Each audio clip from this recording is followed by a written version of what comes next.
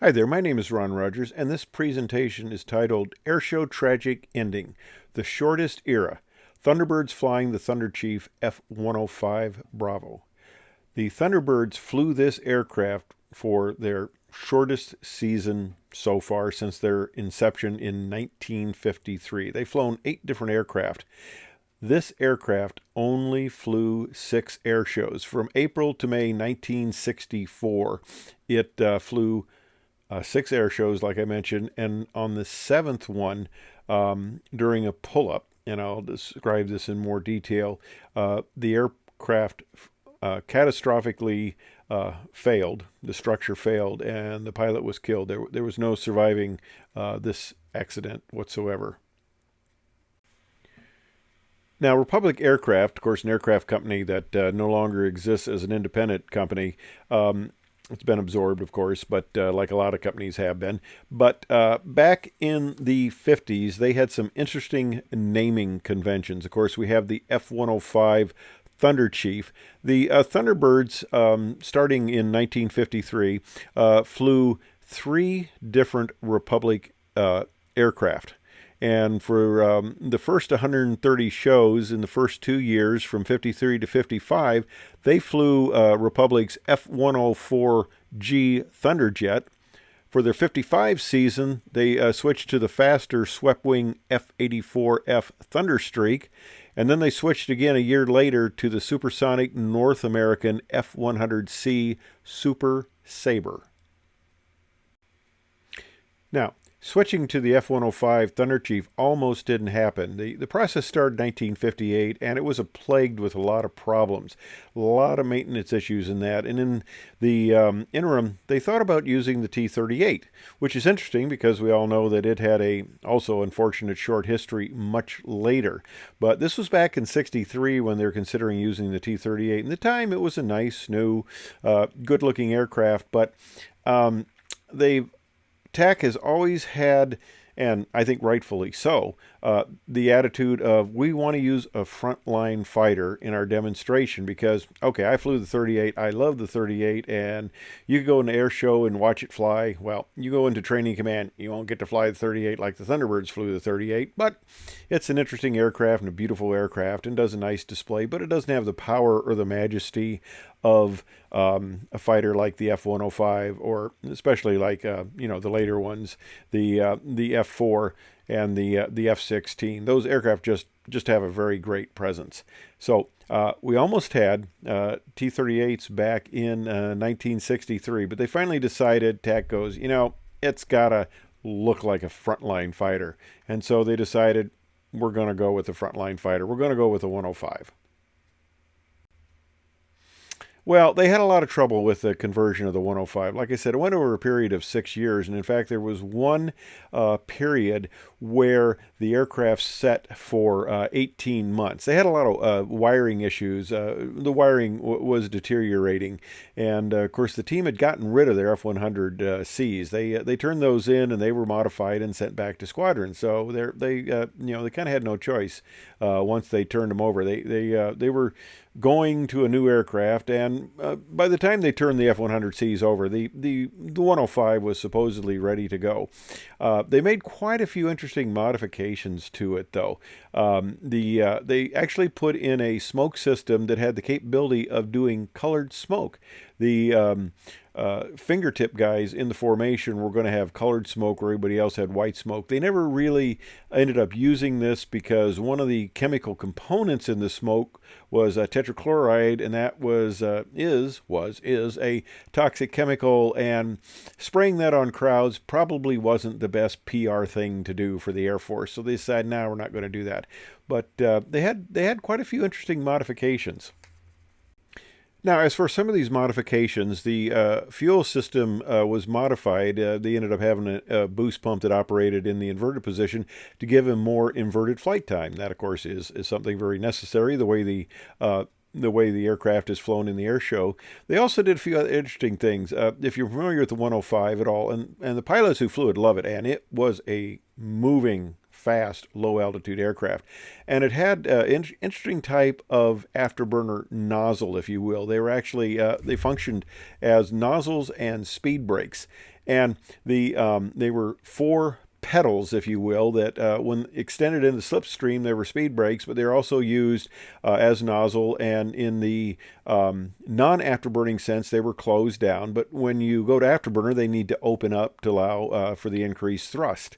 But what they did was they left the pedals essentially in the entire time in the afterburner section position, which will decrease overall thrust in normal military power up to 100%, but it allowed them to go to afterburner faster. Now, this was a much heavier aircraft than the F-100s they had been using, but it was also a much more powerful aircraft. So, more weight, but you counteract it with more thrust, and it put on a better show than the F-100s just because of the increased power. But they left these clamshells now open in the afterburner position. So instead of taking 5 seconds to go into afterburner to get the full afterburner, it only took 2 seconds. They also reinforced the vertical stabilizer with stainless steel. They did it obviously for the slot because he's sitting there in the exhaust of lead, so he needs a little more reinforcement. And they also did it for the solos who did the knife edge flight. And normally the rudder on the 105 was restricted to 8 degrees. Well, this is one thing the Thunderbirds did. They always increased rudder for, maneuver enhancement, let's put it that way. So they went from 8 degrees to 16 degrees, so they'd have more rudder for the knife edge. And they also, for more maneuverability, they left the leading edge flaps the ability to extend them to 4 degrees, and they allowed that up to a speed of 500 knots as opposed to the normal 275 knots.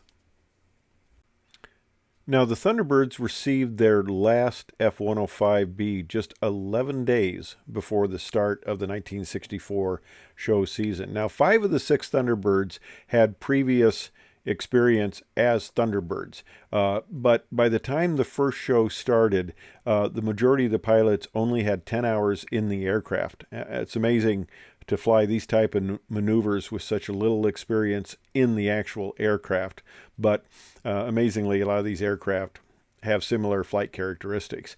But the lack of amount of time wasn't a significant factor in this accident. And the first air show, naturally, since they were based at Nellis, occurred at Nellis Air Force Base. Now, of course, Nellis is their home base, so that air show that was flown in Nellis was just kind of for the local people. The first actual air show public performance occurred at Norfolk, Virginia. And after that performance, 2 days later, April 28th, 1964, they flew their second show at Pensacola, Florida, and they had 15,000 people in that audience. Heading west a day later, they flew their third demonstration at Randolph Air Force Base for a crowd of 42,000 people, the largest audience that ever saw the Thunderchief performance. And then they flew their fourth show at Patrick Air Force Base in Florida, and they had 8,000 people there. Heading up the coast, they flew their fifth demonstration at Shaw Air Force Base in South Carolina, and they estimate they had 10,000 people there. For their sixth show, they flew across the country to Northwest Coast. On Saturday, May 9th at McCord Air Force Base, they performed in front of 35,000 people. And it was kind of interesting. You know, the Thunderbirds have a high show and they have a low show, you know, in case there are clouds and things like that. But they flew what one of the narrator described as a flat show. He didn't even call it a low show because the clouds were so low. Well, what do you expect in Washington State? Now, for their final show, they took off from McCord and they flew the 640 miles down to Hamilton Air Force Base just north of San Francisco. Their seventh show was scheduled for Saturday, May 10th, and was to be the key attraction at Hamilton's Armed Forces Day celebration. Now, I'm sure all of you are probably familiar with the normal Thunderbird pitch up to downwind, and I've actually flown this in a number of aircraft.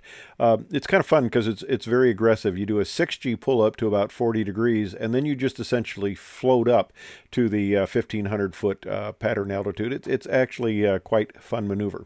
What about 6:15? The team flew a 6-ship formation down initial, and the left wing was being flown by Captain Devlin, and when he initiated the pitch up,